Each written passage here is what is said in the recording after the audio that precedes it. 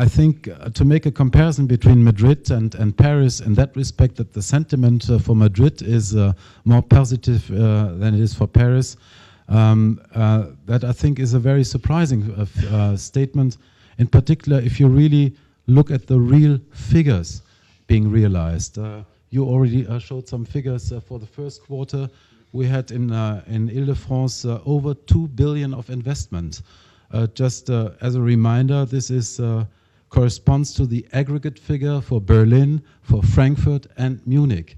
Of course, in Madrid and in Dublin and probably also in other markets such as Portugal and Greece, you have a situation where capital values are 40, 50 or 60% below the 10-year average. So for those markets, there is probably a good opportunity for an opportunity investor to get into the market at the moment.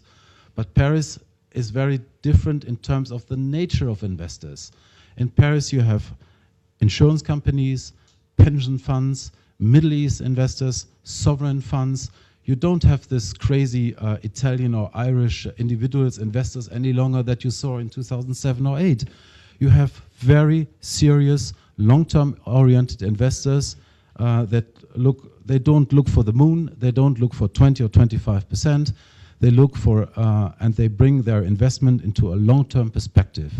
And I think this provides a lot of stability to the investment, but also to the investment market at present, but also in respect to capital values in the future. In particular, and that's a bit a pain for us, as a lot of those investors, they don't even need financing.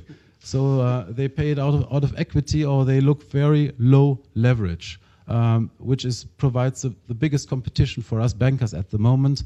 But for the market as such, I think it's a very healthy situation compared to the peak we had in 2007.